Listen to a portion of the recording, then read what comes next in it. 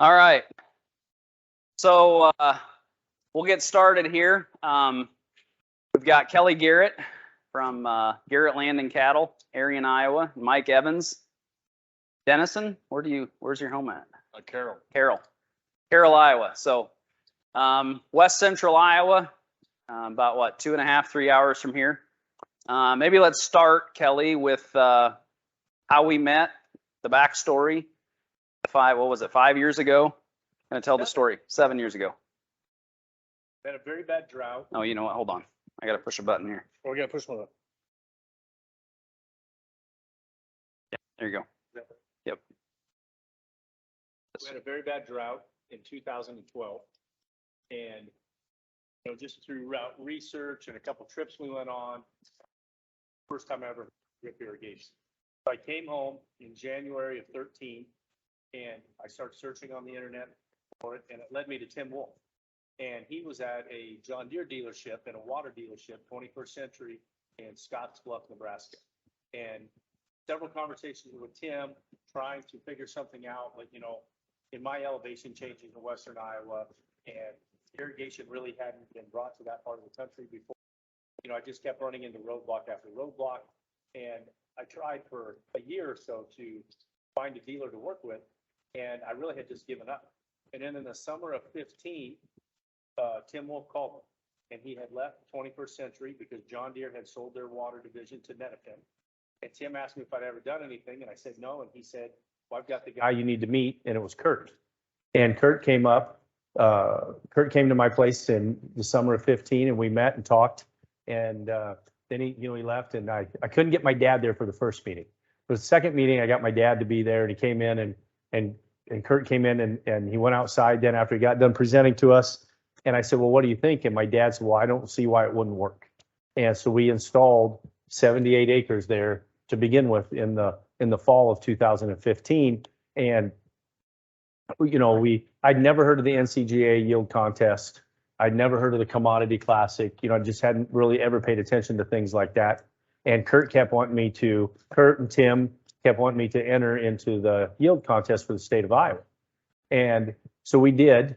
And, at harvest, you always feel like you're behind and you don't want to slow down and take the sample and things like that. And if you were over 290 bushel corn, you had to replicate it and take another sample. So we combined it, and as normal, I felt like I was behind. We combined it, and it was like 291 and a half or something like that. And I was irritated, and I did not want to replicate it, and I didn't think I was going to win anything. So I cheated, and I raised the acres, and I turned in 289.3. And so I didn't have to replicate, and I won the state of Iowa.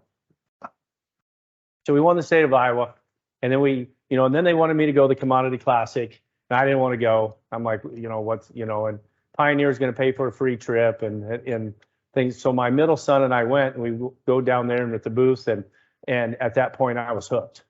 And going down there to meeting all those progressive people and things like that, and I want to see what we can accomplish. It's just, and the irrigation acres are like research acres for us. We now have 370 irrigated acres, and we farm about 7,000 acres altogether. And, we're always trying new things. We used to say we're outside the box. Now we say no box exists. And we're just always trying new things, trying something. And the things that work, we take them to the rest of the farm. 15-inch corn doesn't work. Not everything works. I can tell you that. My son and I were so excited about 15-inch corn and spacing out the plants, and then we tried to harvest it, and then we argued over who had to run the combine because it's terrible. And so that one doesn't work, I can tell you that.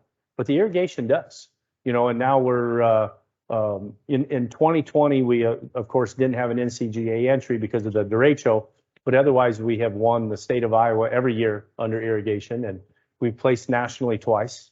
In 2020, I really thought we had a shot at 400 bushel corn until the derecho came. Last year, we were very much wanted to raise 400 bushel corn.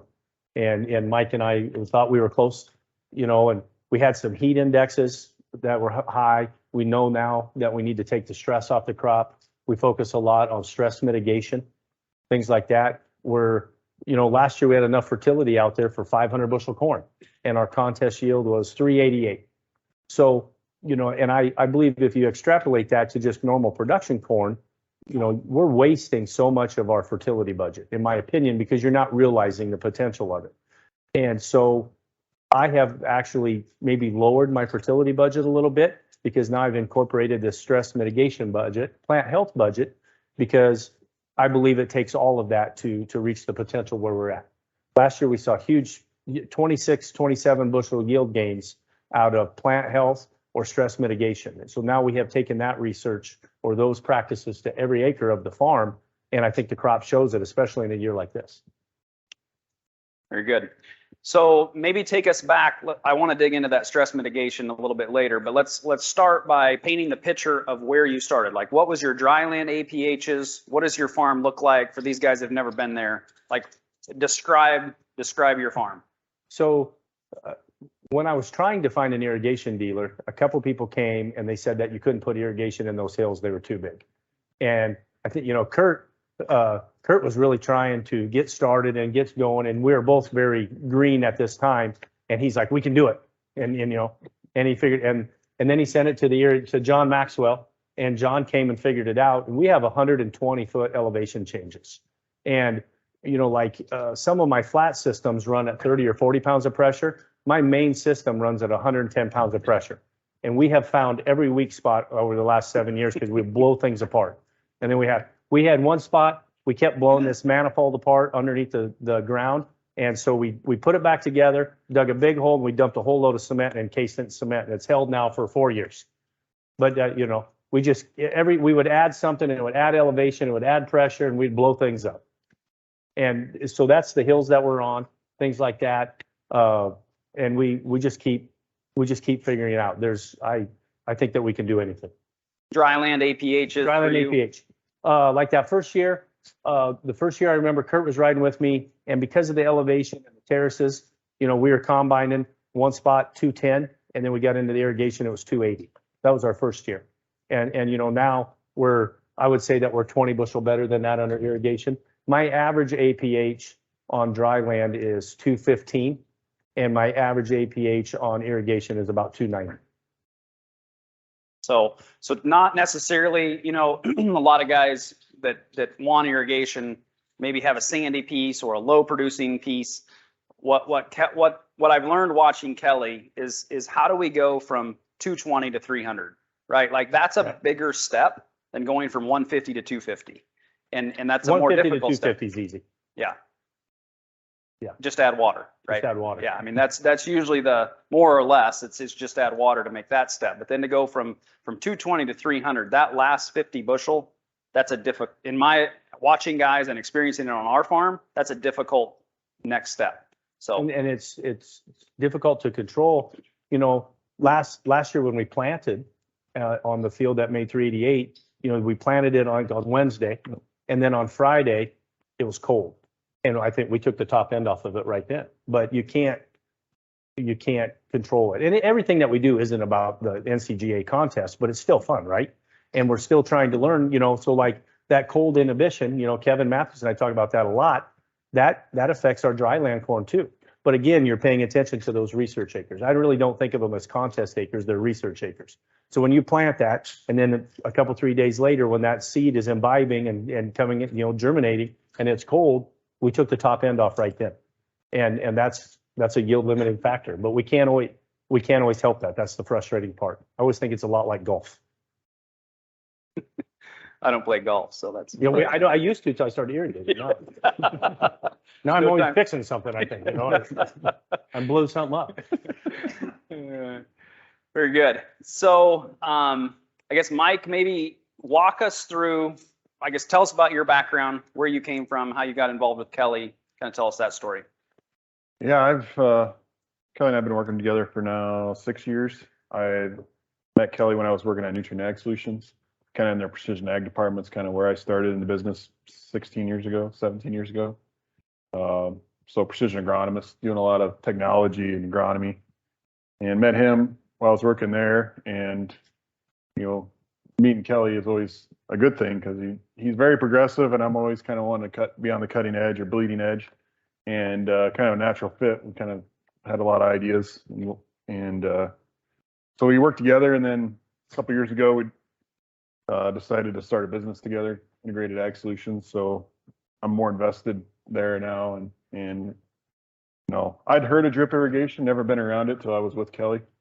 So it's been pretty exciting being there, learning and figuring out how that all works. Very good.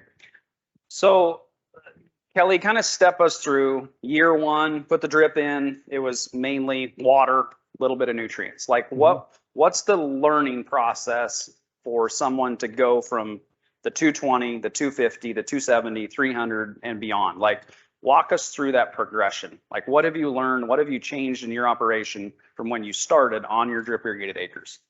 So when we started, we didn't even have planter applied fertility. The products that we use to fertigate, that's part of the reason we started integrated ag solutions. The products now that we have learned about because of extreme ag, they're really not available in Iowa. Kevin and Chad, my partners, they're always giving me a hard time how easy it is to farm in Iowa. And relative to where they farm, or even here to some degree, it is because of our soil, right, and our climate. So that's why we started integrated ag solutions, because of all the products now we've brought in. So like the first year, we didn't even have a planter applied fertility. The next year, we added in fertile. And then we started messing around with the 2x2. Well, now here we are, and 5, 6, 7 years later, every planter has 2x2. Every planter has infertile. Pretty much it's rare that we turn the drip on without some sort of fertigation going through it. Or now we have identified we put a lot of carbon through it, because we need the carbon down deeper. And our soils, putting nitrogen through the drip in our soils, it doesn't pay. We've learned that. Our soils are releasing so much nitrogen, our shortage is carbon. Now we're putting carbon through to match up that, we talk about that balance, the carbon to nitrogen ratio, where our nitrogen outruns our carbon. That really blows people away. The holy grail of farming is corn, and the holy grail of corn is put more nitrogen on. And now we're saying we need less. Otherwise, you're spending money on nitrogen, then you got to spend more money on carbon to balance it out. Why not just put on a little less nitrogen and let's try to achieve balance? And at least I grew up, I think every farmer grew up listening to retail ag tell us that we need to build these soils, and we need to build these soils. And that's not true. We need to balance the soils. And it's not about building. And, I don't mean to pick on Nutrien or a Landis or any other co-op, but their job is to sell fertilizer, and your job is to raise corn or soybeans or whatever. And you need to achieve balance in your soil. You do not need to build your soil necessarily. Now, you might have to add some things, but the balance, with the byproduct that we have, the plant food, we have more available phosphorus than anybody. We always get an economic response out of zinc. You want your phosphorus to zinc ratio to be 10-1. And our phosphorus will really outrun it, and those progressions, every year you're picking something off.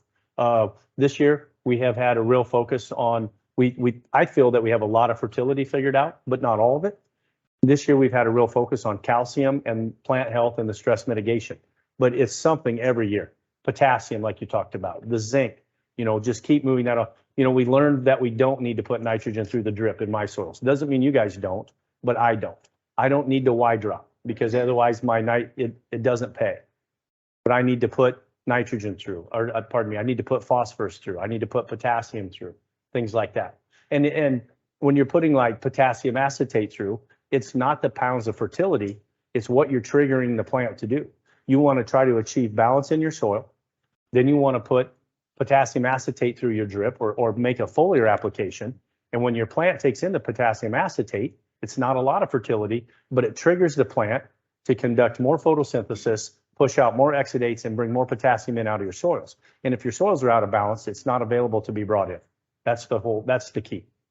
And as dry as it is, it's, the nutrition has to move through with water. And that's a key with the drip irrigation. The nutrients can always move. The water provides great security. So let's talk about nitrogen for a little bit. So what is your nitrogen plan or program? Like how much do you put out in the fall, spring, any spring applied, anything with the planter? What does your nitrogen look like? Our nitrogen source primarily is anhydrous. And, everybody wants to say anhydrous is bad. And we're always trying to find a way to beat our anhydrous acres, and we can't do it. The anhydrous still wins every time so far. But I believe, they always say anhydrous is bad for the biology of the soil. And it is. But when we apply it in the fall, the biology of the soil, I believe, is very forgiving. It's much more forgiving than people give it credit for. And when we apply the anhydrous in the fall, when the biology is dormant, it has time to heal and replicate before the spring. And we can see it, I can drive down the road and see the difference between spring applied and fall applied anhydrous. So spring applied is very bad. Some people always want to put it on in the spring because they think it leaches out. I think because of this carbon to nitrogen ratio, now to define that, we're all putting too much on anyway. So if some leaches out, that's not necessarily great for your pocketbook or whatever, but you got too much out there. The amount of anhydrous that we put on is a variable rate. All of our decisions are made off of the yield map.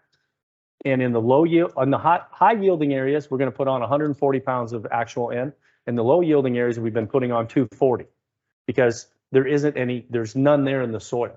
Our soils in a high yielding area, there's an incredible amount of elemental nitrogen there. And now the one thing we're learning is we're probably going to turn that down more this fall. Yep. I believe that we're going to. Then we also have about 8 gallons worth of 32% in the 2x2 of the planter, all right there for the uniformity of the crop coming up. That's our nitrogen plan. Yep. Perfect. What kind of organic matters are you seeing? Remind me what your organic matters would run. Oh, anywhere from 2 to 3.84. Okay. So And CECs? 18 to 22 typically. Yeah. So more of a clay or loam Yeah. soil. Yep. So it's not a heavy clay, but not a light sand. It's a beautiful soil to work in. Yeah. Yep. Okay. So talk to us about the carbon side of things. What have you learned on carbon, and what do you see going forward with carbon? Well, again, to pick on retail ag never talks to you about carbon because it can't sell it to you. It's I mean, unless you're talking humic acid or fulvic acid or something like that. To me, it's photosynthesis. And that's why we're messing around more with cover crops all the time and changing the cover crops. That's why we're no-till, and that's why we're always wanting to conduct photosynthesis. I believe carbon is the most important nutrient that we have, and the more of it I can put in the soil, the better off we'll be. And now we have learned because of the nitrogen release in our soil, we don't have enough. And I thought that we had more than anybody, but we still don't have enough. And so like we pump humic acid through our drip. We have a lot of carbon in the top 6 inches, but we need it down lower. And my drip tape is at 16 inches. And so putting that humic acid through the drip, we feel like we're seeing the crop respond to that. This is new research or new ideas for us this summer. But carbon is the most important thing there is. Everything else is secondary. Mike, explain to us what happens when we over apply nitrogen. What's it do to the carbon or the organic matter in the soil? Like, why is that a bad thing? Well, we overapply nitrogen, and the bugs start going after that instead of the carbon cycling there. So we get too much nitrogen in there, and it ties up a lot of other things that we need. Like when we put, so my example is we started putting carbon through the drip, we saw our soil values go up, our H3A numbers started going up. So this tells me that our bug life's getting more active and more going after other nutrients versus trying to eat up that nitrogen. Yep. So that's what the changes we're seeing, and we're seeing a little reflection in the tissue samples as well. So. Yep. So it's not always, again, this goes back to same thing we're seeing on our farm. It's not always about more nitrogen. Matter of fact, I think it's not a blanket statement for everybody, but we've got to be careful that we don't just focus on nitrogen. We're seeing the same thing. Walk us through, talk about potassium. What have you look back 5 years? What have you learned about potassium, and how do you manage potassium different today than you did before?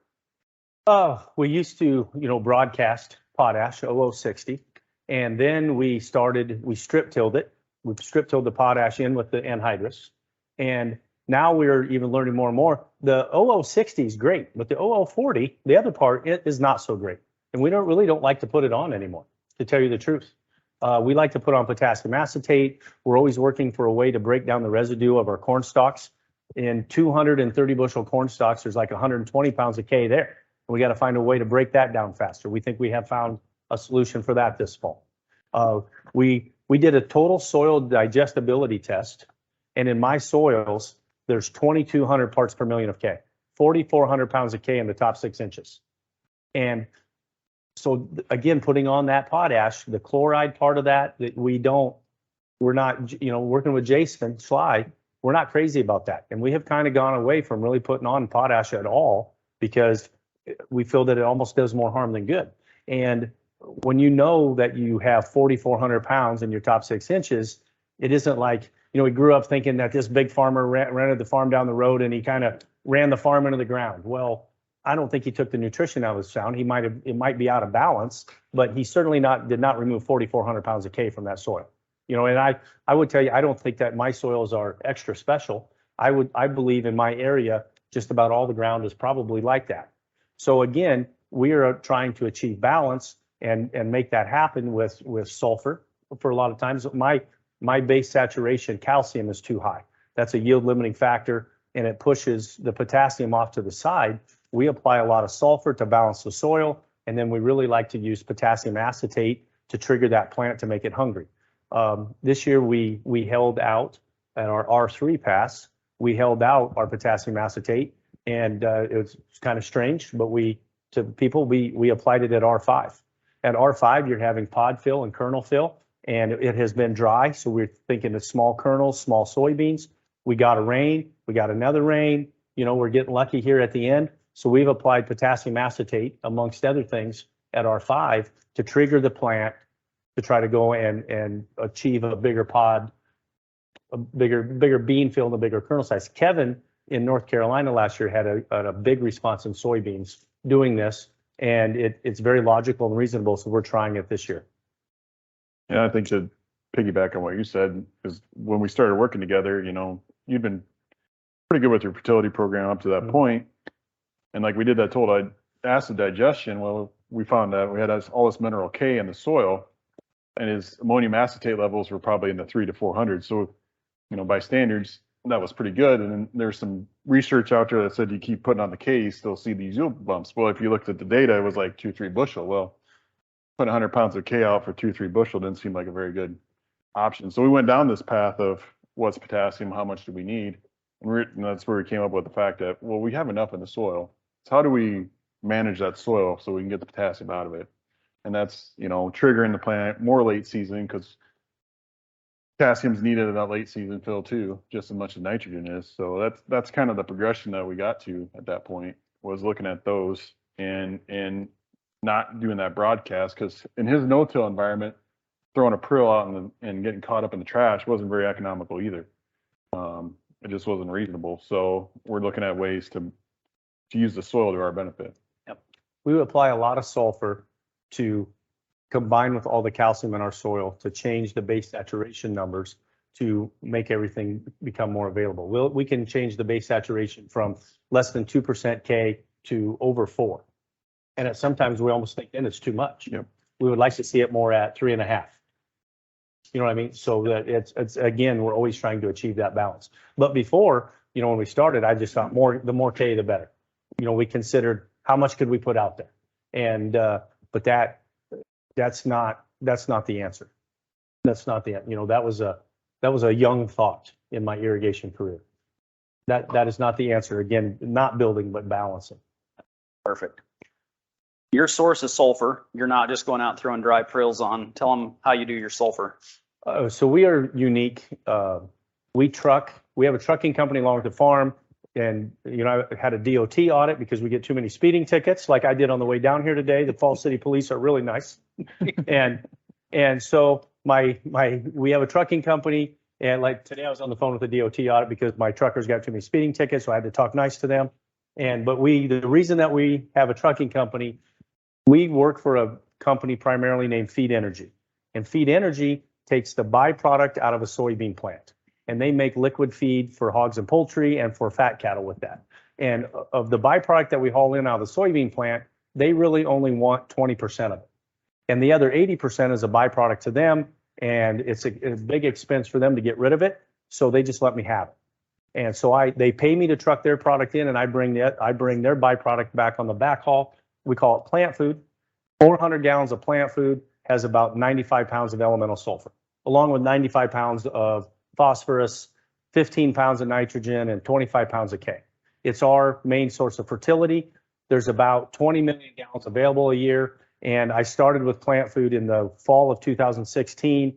I started doing more and more, and we built the trucking company up because we take it all. And now, I think with fertilizer prices and what people realize the value of plant food, There's about 20 million gallons. I think we could sell 100 million gallons, but we have about 50,000 acres available. And plant food is a very special product because of the carbon in it, the amino acids in it. It isn't just the fertility, the availability of the phosphorus in it.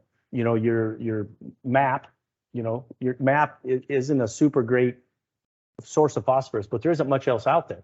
And the most available nutrient I've ever seen is potassium acetate. Kurt and I put that through that first summer, and in 3 days, you can see potassium acetate in your tissue sample after putting it through the drip. Well, with plant food, I can see the phosphorus in 3 days. That's the availability of it. We knew we had something special then. We just had to learn about it. But what I didn't realize, and I learned, the elemental sulfur in plant food let me back up. Sulfur is a soil amendment first and a nutrient second. So a lot of people will tell me that they're putting on a lot of sulfur and they're talking 25 or 30 pounds. Well, we're putting on 100 pounds. And that's because of our base saturation of our soils. Whether they're high calcium or high magnesium, you need sulfur to balance that. And in my soil, when we put all that sulfur on, that calcium that's out there will leave whatever it's tied up to, and it will allow more K to become available, and the calcium will go to the sulfur. I'm basically making gypsum in my soil. As Kurt said before, everything's trying to run together and be in balance. Well, the sulfur is the most attractive thing to the calcium when we introduce it. Or if you're on the river bottom, the sulfur is the most attractive thing to the magnesium, which it's the same problem. And then you're bringing that soil into balance, or you're maybe not perfect, but it's at least getting better. And we will see a 40 bushel yield gain in corn, and we'll see a 20 bushel yield gain in soybeans in a tough base saturation area because of plant food. But you could really accomplish the same thing you can with ammonium sulfate. And I hear a lot of retailers will sell people in my area gypsum. And I just think that's such a ridiculous thing, because why do you want to take calcium sulfate out to fight your calcium problem? That's like taking a knife to a gunfight. It's just ridiculous. And you need to, but just a lack of understanding, education, you need elemental sulfur. And, like with us, with unique situation there with the plant food, we're so blessed with that.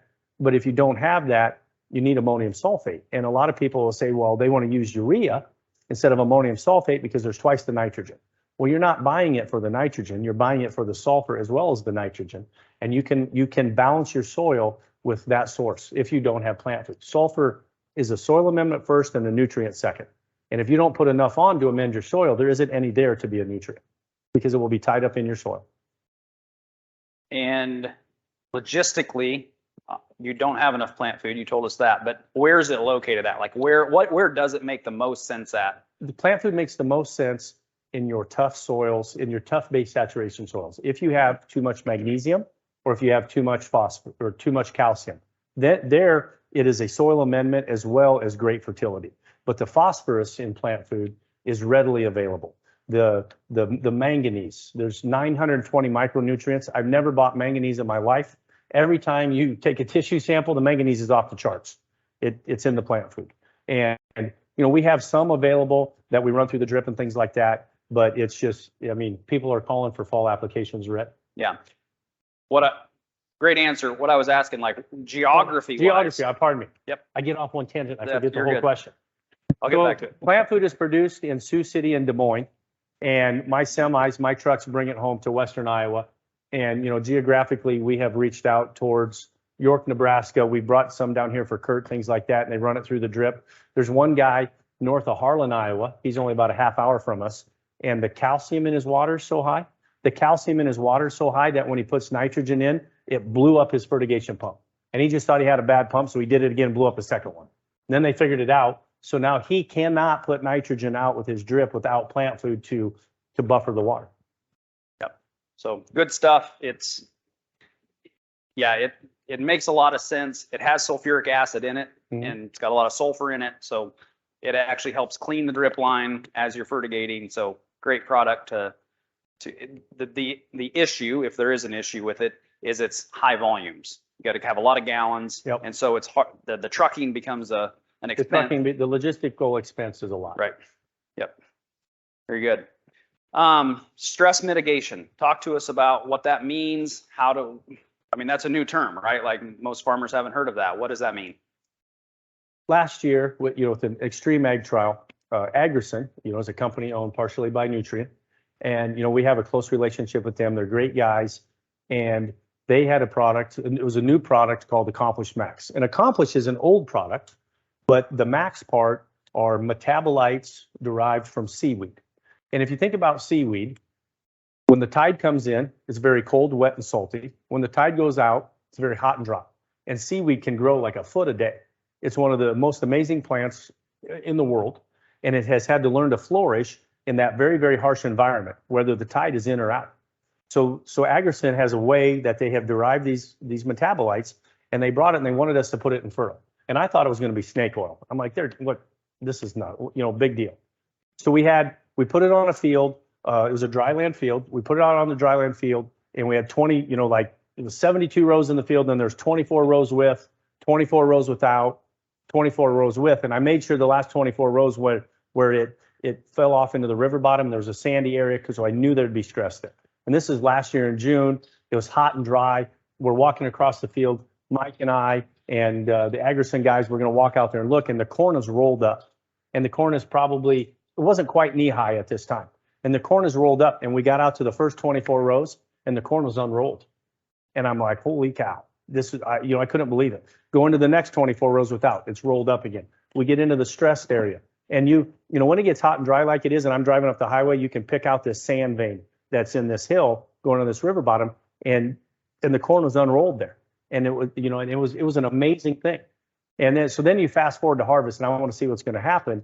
Well, the first 24 rows is a pretty high, it's dry land, pretty highly, really good area, and it produced 10 bushel to the acre, 278 to 288. The stress mitigation did.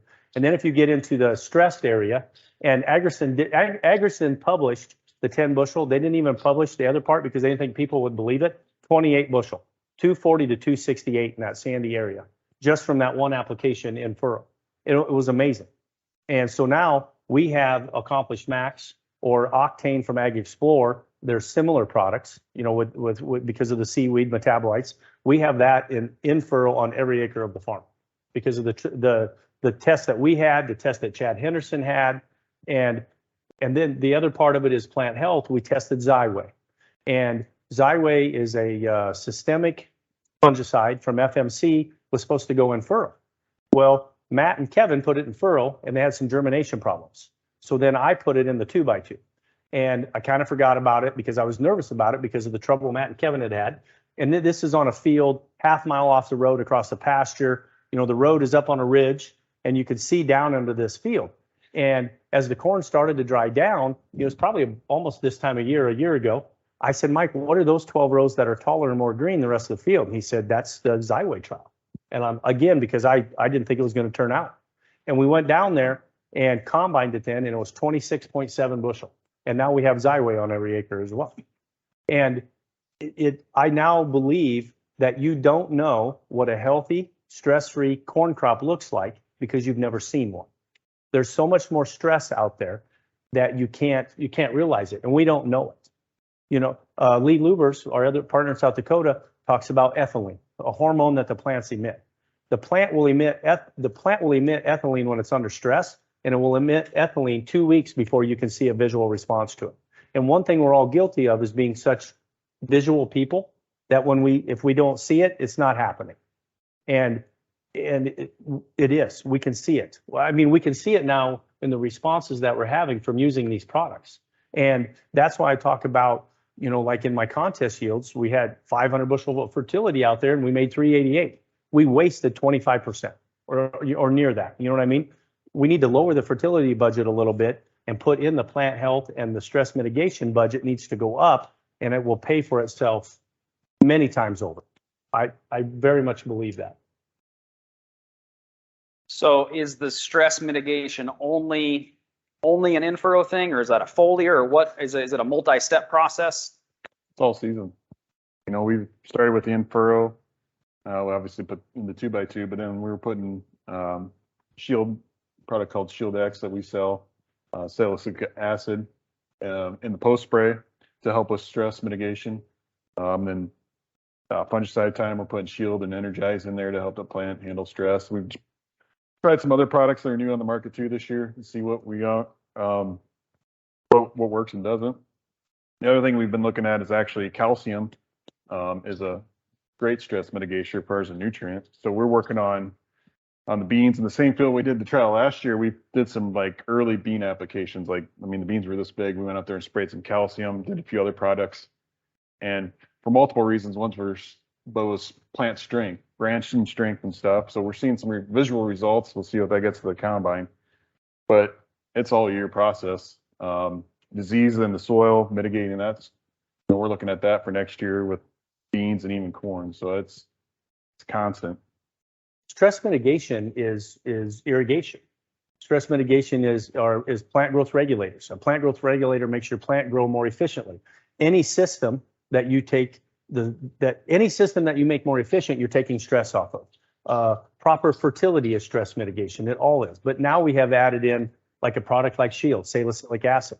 Where we live with the soil and the water we have, but the people in Kansas or Nebraska or Oklahoma that don't have all the water that they can pump, we're not regulated the way that you guys are. I believe a product like Shield, Accomplish Max. There's another new product from Agrison called Terramar. We have a trial with Iowa State, Agrison, and NutraDrip, putting Terramar through our drip system to see what the results are going to be.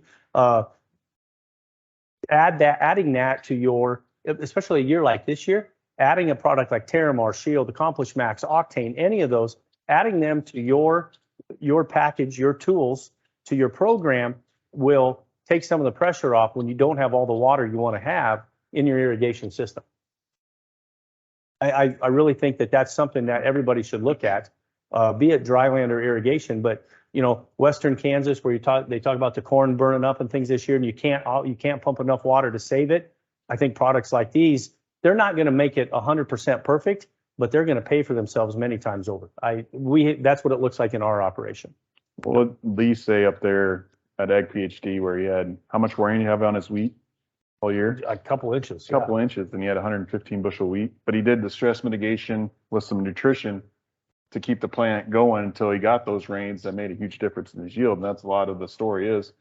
We've been dry in July, and we've been just trying to keep that plant healthy, thinking it's stress-free till we get these rains that we've gotten in August, and we're hoping to pays off. It isn't like a product like Shield or the other products are going to make it 100% better, but maybe when you're in a stressed environment like we were the last 2/3 of July, we're going to buy 10 more days before damage sets in, or we're going to buy another week. It's all variable depending upon the weather and the crop that you've got, but just strengthening it out till we can. Now we've received about 3 inches of rain here in the last couple of weeks.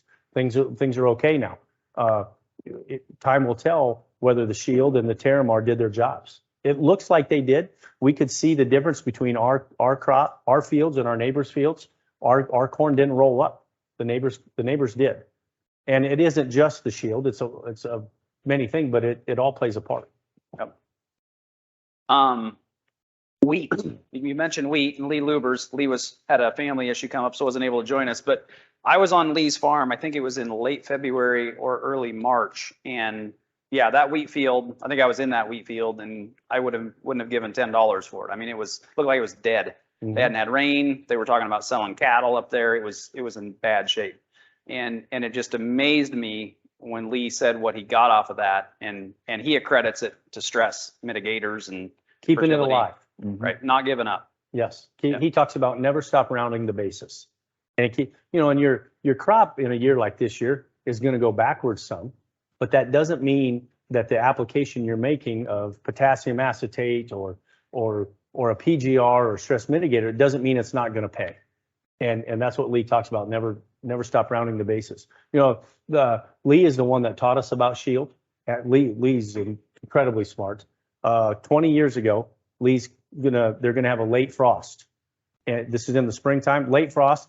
So they went out and sprayed their whole wheat crop with Shield to try to protect it. And what salicylic acid does, it's basically aspirin, but it strengthens cell walls, be it in its heat stress, cold stress, whatever. They're gonna have a late frost. They sprayed the whole wheat crop with Shield, and then you fast forward to harvest. He pulled in, combined 45 bushel wheat. The neighbors pulled back out. It wasn't worth combining. It's, you know, you can't expect, but you can't always expect a response like that. You know, but it worked out for him. But that's the power of stress mitigation. You know, like the 28 bushel I got from the Accomplished Max, the 45 bushel he got out of his wheat crop. Those are the kind of numbers that we're talking about if the conditions are right. Yep, go for it.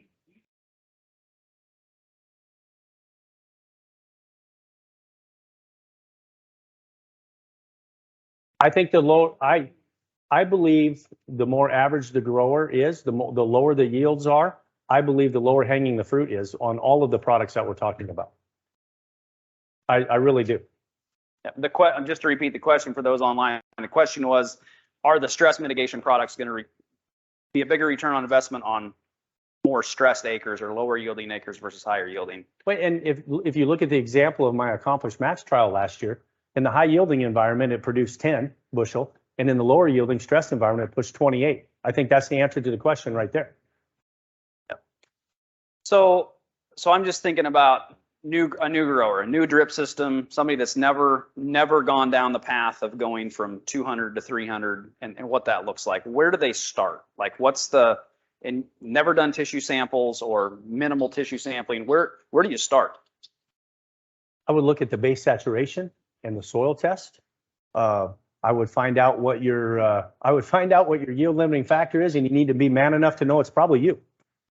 And you have to have your hat in hand to be humble, because it's probably you and the decisions you're making because of the way that you grew up, or this is the way that we've always done it. You got to think outside the box, you know, and think about taking the stress off. Think about your plant growth regulators. Think about balancing your fertility. You know, there's many, I mean, it's been a progression over the last 7 years to get us to where we're at. There is not a silver bullet. Yeah. There isn't one thing. I appreciate your planner's not good enough. Yeah. I appreciate that you started with the soil, right? Like that, to me, that's where a lot of times we get involved with tissue sampling, right? And we look at tissue sampling. And one of the reasons we've got involved with Next Level Ag is because they're tying tissue and soil together. We're looking at both. And one of the things we've learned is we can't just look at tissue sampling. We have to look at the base soil and what's in that soil and how is that impacting availability of nutrients and what that balance looks like. If the soil is not balanced, and in good shape, things like that, none of the other things we talk about are going to work. So you have got to start there, you know. And some people talk about adjusting your pH, but unless it's low, that's really hard to do. I mean, my problem is high pH or base saturation. The pH thing is a little bit secondary to me at this point. It's base saturation, because that's balance. That's how you define the balance to me. And that's where I look at. Yep. That's where Mike looks at. Mike's the smart one, like I said. He told me what to say on the way down.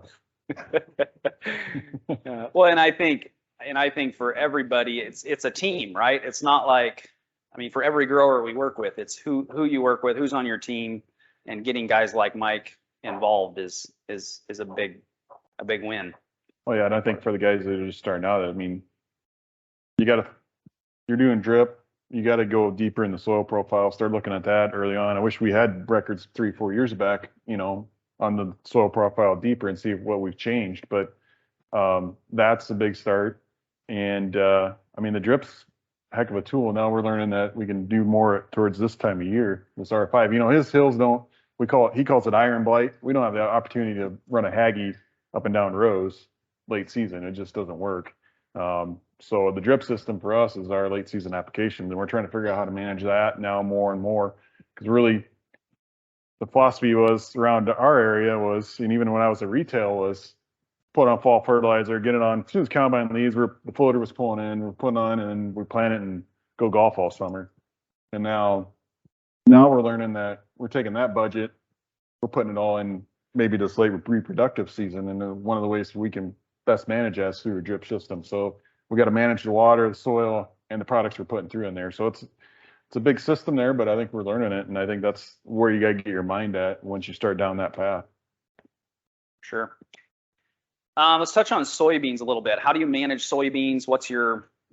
Give us some management tips on soybeans. Turn the population down. Turn the population down. That's the first thing. Anything else?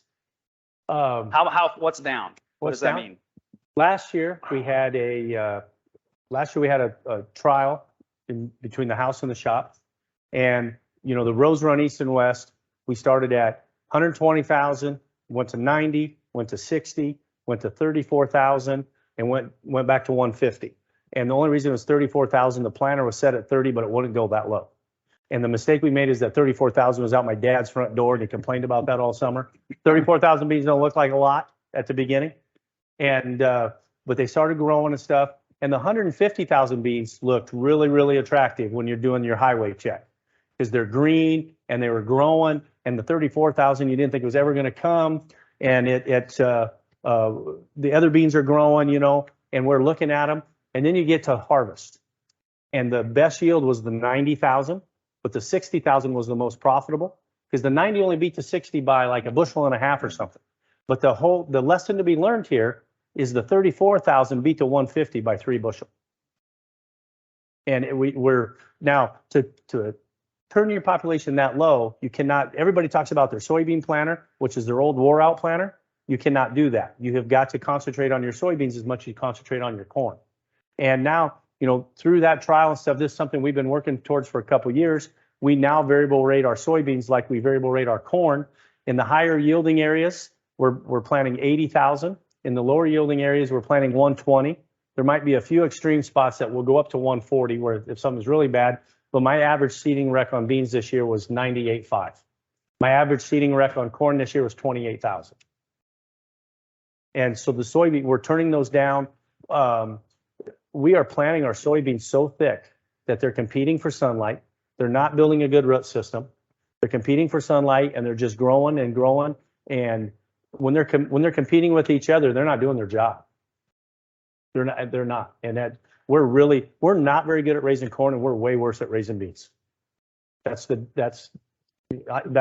true at our place.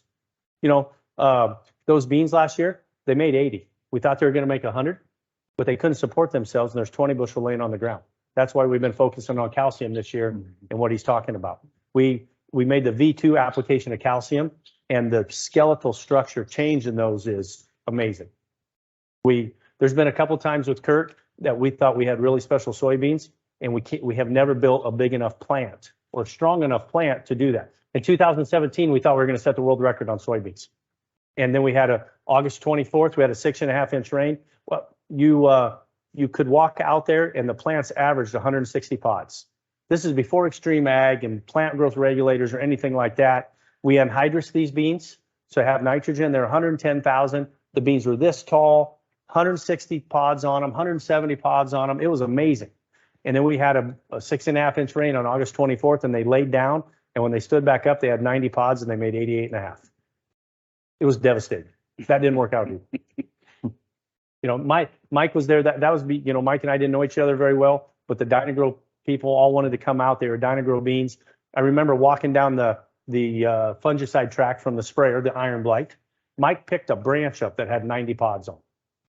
That's the potential that's out there, but we have yet to be able to build a plant that can support that. We now, with our calcium and the plant growth regulators, next year I think we can build a plant. So what fertility things are you doing with soybeans? Or are there any fertility things we need to think about with soybeans?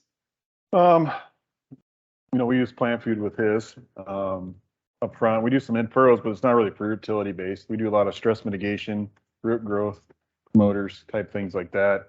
And a lot of our fertility is foliar fed through, once it hits R1, we'll be making our third pass through it with some kind of fertility in it.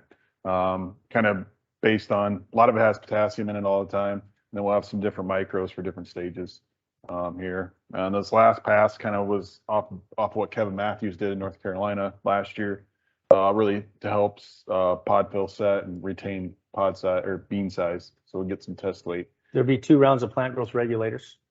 Yep, very good. We don't talk a lot about wheat, but you've had some success with wheat, and you're thinking about more wheat. Why? And what's your vision there? Well, I always said that I would put in more drip irrigation. This makes Tim very happy. I would put in more drip irrigation when I would break the next yield barrier. But I feel now, you know, after this wheat wager this year, and then learning from Chad and Temple and Kevin, that was the wrong perspective. I should put in more drip irrigation when I can make more money. That's the whole reason that we do it, right? So now we're going to put wheat under irrigation for the first time. And, at Egg PhD, we visited with Kip Kohlers, and he talked to us and taught me how to desiccate the wheat. So we're going to plant an earlier maturing wheat variety. We're going to desiccate it. And I think June 20th or 25th, we can be planting soybeans. I wanted to do it this year on dry land, but it was so hot and dry, I didn't think the beans would come up. So I want to put it under drip irrigation to, support the wheat. I don't know how much we'll irrigate the wheat actually, but I want to be able to, in July, when those beans are young, I want to be able to irrigate those beans. And, like in Chad's words, when you're getting 2 crops in 1 year, then you're making money. And I think that's the power of what the drip irrigation can do for us. It's the security that we know we can raise the soybeans. I've had a neighbor that has double cropped once or twice, and the beans made like 38. So my hopes are that we can raise 50 bushel beans, but I don't know until we try it next year. But we have 20 acres. It's a 20-acre drip field that we're gonna do this on. But you've had some success with wheat, dry land. This year, our dry land wheat made 80, and our contest yield was 98. Last year, our wheat made 105. This year it was on a pretty tough farm this year, and it was a hotter, drier year, but it was on a pretty tough farm. We put wheat in, we rotate wheat in on different fields where we feel that we need to help the soil biology, build the soil up, do things like that. And it was a newer farm that we haven't had for very long, and that's where we put the wheat this year. So it isn't that I want everything to yield terrifically, but looking at it from a long-term gain, that's how we use the wheat to add to the rotation. The more crops in the rotation, the better the crops will be, and the better the soil will be. That's what our wheat is. And we'll take the wheat off, we'll bale the straw, we spray the plant food back out there, and then we have the cover crop going back out there on it, and then we'll run cows on it. That's what we do with the wheat acres. And yeah, I think 80 bushel wheat with the inputs we have in it is going to be better net money than 60 bushel soybeans. Yep. So there's nothing wrong with wheat at all. I don't mind the wheat. Yeah, and if you would have, about the same time you were looking at leaves, we're looking at when it came out of dormancy, wondering if we're gonna just turn the cows out on it or something, because it was looking pretty dire there for a little bit. It was a crappy spring. But we, put stress mitigation products on there and fungicided it, and when he said it did 80, I was pretty tickled. Yep. And we had better protein and all the. Yes, we had better. Last year with 105, we had 9 and 10% protein, 10.5% protein. This year at 80, we had 12.5, 13% protein. I can't explain that. We can't figure that out. So looking ahead, obviously harvest isn't here, so you can't answer this completely, but what do you think you'll do different next year, knowing how things went this year? Is there anything new that I don't think that we'll have like any NP or K in the furrow. I think it will be, there's a product that Matt and Rob have identified, and Temple's having great things with it in Maryland. It's called NutraCharge, and it's biology in the soil. And where Temple put NutraCharge in, and where Temple lives in Chesapeake Bay region, they can't hardly put any phosphorus on. They're so limited because of the water and things like that, the water table. Where Temple has NutraCharge in, is everything but potassium was 23% higher in the tissues with NutraCharge and without. And we have identified last year with Jason Sly, things like that, our number one nutrient deficiency is calcium. And it's frustrating for me because there's so much calcium in my soil, but it's not available. So we're going to put the NutraCharge in furrow, probably be, maybe Liberate CA from AgroLiquid will be in furrow. There'll be a couple other biological things in furrow, but there probably won't be any fertility in furrow at all. And we need to be there. We need more available calcium, and it's hard to work with. Liberate CA from AgroLiquid is one of the better calcium products we have found, because it will mix with some things. That's part of the reason calcium is so challenging. It doesn't want to mix with anything. You can make a lot of snot in a planter pretty quick if you put the wrong products together. We have done that too. Too many times. Yes, but that's one of the changes that I really, we have to wait for harvest, but I really believe that there won't be any fertility in furrow except for calcium and probably zinc, I guess. Well, then I think we're going to add to the foliar pass and the herbicide too. Yep. To build that early plant strength more and more. And I believe we'll have, the NutraCharge there. We'll put more calcium through the drip, more humic acid through the drip, things like that. Instead of fertility, because our soil's doing the job, but we need the carbon, we need that balance. Yep. I forgot to ask on the carbon credits. Where are you at with carbon credits? You did some. How's that yes, going? now, they, instead of an offset program, Now there's more inset programs, which means they will pay you just to keep conducting the same practices. The latest thing to come out now, and it coincides with what we're trying to do, there will be a nitrogen reduction program because of the nitrous oxide that they talk about. But we're trying to reduce our synthetic nitrogen anyway, again, to achieve that balance. And we're adding different things to the cover crop. We're Pivot Bio is now going to be a seed treatment. Pivot Bio is a good product, but it's so hard to use. And I sometimes think the results are skewed because it's just too difficult to handle. But now it's a seed treatment, and I want to try it as a seed treatment. So the seed treatment, the cover crops, there's another product called Source that's new. That is that we spray with the fungicide. And all of these things are supposed to help with the elemental nitrogen. I can't promise you they're going to work because we're just trying them, but we're trying all these ways to turn down our synthetic nitrogen. And I mean, it would be great to save money with $1,000 anhydrous, but I really believe that will bring more things into balance, and it will be a yield positive if we can accomplish these things. And then like Truterra wants to pay us for reducing our nitrogen. So I'm of course going to take that money if I'm going to reduce the nitrogen anyway. Just for those that don't know, give them a little backstory on what carbon stuff you were able to qualify for and how that went. In the spring of 2020, Extreme Ag was approached by Locus Ag Solutions. And Locus was an account manager for the carbon market that is, Nori was the carbon market that they were working with. And they were looking for an early adopter, a guinea pig, to be the first person to go through and sell your carbon credits on the open system, open market. And, there was talking about a lot of money. So I might, the only thing we've got to risk here is time. So it took the bookkeeper and I 55 or 60 hours to get like your 578s from FSA, to get your yield maps, to get your federal crop maps, and compile that all in a spreadsheet. And we then had to go through a verification process with Nori, things like that. And I had 22,740 credits. And on December 1st, 2020, Shopify made the first purchase, and they bought 5,000 of the credits, and we got a check for $75,000. And then, throughout the next 8 months, we sold the rest of those credits, and we ended up getting $340,000 from Nori. And that was with like half of our acres, half our farming is about 3,200 acres. So then Truterra came along, and Truterra at first was only going to work with Land O'Lakes cooperatives, but they couldn't get enough farmers to sign up and qualify. So, they came to Extreme Ag, and I became involved. And because Land O'Lakes, Truterra's Nori's great, but Truterra's the best program out there because they're working for the farmer. Some of the other programs I think are a little like used car salesmen. I don't think they're what's best for the farmer. So I really, promote Truterra because I really agree with what they're doing. And then we went in with Truterra, and it was $20 an acre. And they had a different algorithm that we had to go through, and we supplied the information, and we ended up in right at the end of the year of 2020, right in the middle of the year. I think it was October of 2020. We got $160,000 from Truterra. So we ended up with $500,000 in carbon credits that we sold. That's a lot of money. That's a lot of money to anybody. And it's because of our no-till, it's because of our cover crops, different things like that is why we qualified for these programs. And now I'm working towards the nitrogen reduction and things like that. Again, I'm not trying to chase these dollars, but they're available, and we're moving in that direction anyway. So why wouldn't you take it? It's an added revenue stream to the farm. Yep.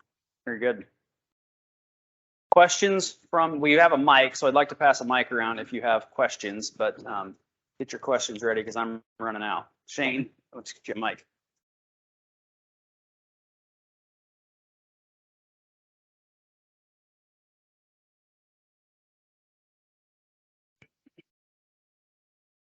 I was just wondering, Yeah, they're picking it up online. are you guys putting any crop protection on top of your cover crops when you come back behind? Are you doing anything special with that, or just seeding it? No, we're just seeding it. The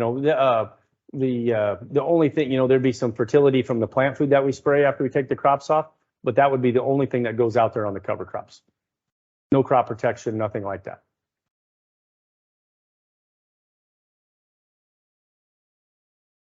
Other questions?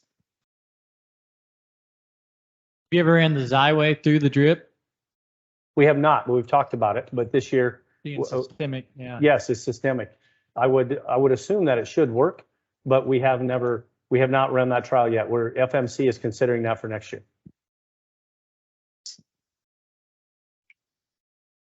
What's your cover crop mix? This year, it's going to be 2/3 oats, 1/3 rye. You know, probably, and I'll probably put out about 40 pounds, but you could choose what you want. And then we're going to add, depending on the field, we'll add winter peas, kale, turnips, and we're going to add hairy vetch. And the reason we want to add hairy vetch is it will overwinter. You know, as far north as we are, and we're trying to affix nitrogen. But the peas, the kale, and the hairy vetch should all add nitrogen, but the vetch is the only thing that will overwinter. The challenge with the vetch is, you know, after soybeans, we want to drill our cover crops in, but they only want the vetch to be like a 1/4 inch deep. So we're really concentrating that where we're flying the cover crops on with the airplane, just overseeding through the standing corn. It can be, but yes, we're paying attention to that. We're trying to find varieties that are okay. Any tips on flying it on with an airplane? Like, how successful have you been with You that? just have to keep your fingers. No, Yeah, no, okay. it's Yeah. difficult. Last Yeah. year with Hope for a rain, just like we do all summer. Yeah. Yeah. Yeah. Yes. Yep. Yes. Right. There you go.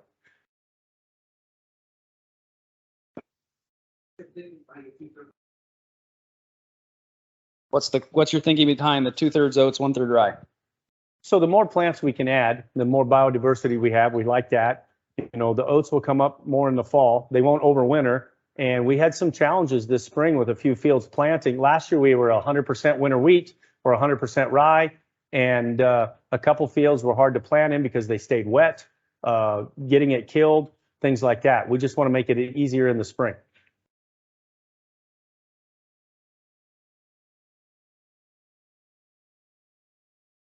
Good. Any questions online? Any other questions here? What is your K values in your soil? You said you're still adding some with the acetate, and you got really high when you. They're anywhere from 200 to 500 parts per million most times. I mean, there ain't very few acres. That's the majority of the acres. That's where he sits. I think you touched on it a little bit earlier. You talked about putting something on for the stalks for digestibility in the fall. I'm running into a problem with my drip field where I want to go corn on corn, and a lot of stalks or residue to work through. Yeah, we've been working on 3 or 4 different products over the years. Never really solved. So we tried a product from a company we work with, which we're going to private label, was Res Cycle, but it's a biology package, but what's unique about it is it's carrier. So it helps it get into the plant, stay on the plant, and helps activate that biology. With our cold temperatures in and out, I think some of the biology died. This helps protect the biology, gets it activated and going, and it'll help it in dormancy as well. So we did some this spring, and with some other competitive products, and in 11 days, you could see the breakdown already. I mean, it was black. So we're really excited about that, and hoping to see some good yield results too, because it helps the soil, helps your nutrient availability because it's recycling that residue.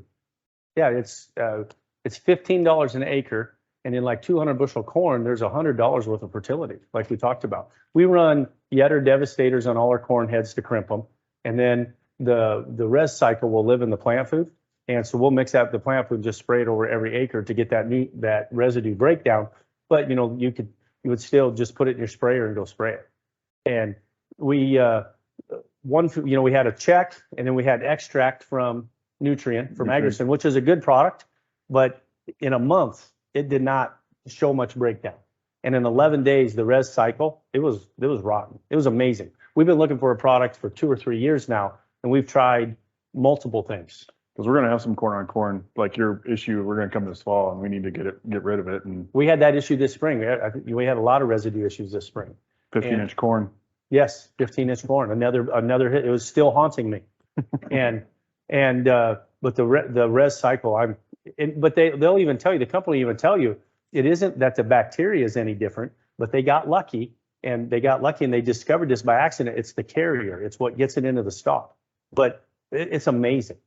Yep. It is amazing to what it does to that residue. You know, it goes back to what we were talking earlier about nutrient availability. I think Neil Kinsey's book is talks about a nutrient taken up by a plant is 10 times more available to the next plant. So cycling that residue is huge for your next crop. The nutrition in that plant, in that corn stalk, is way more valuable to you than the nutrition at your co-op.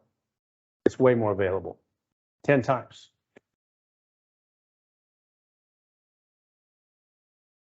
Other questions?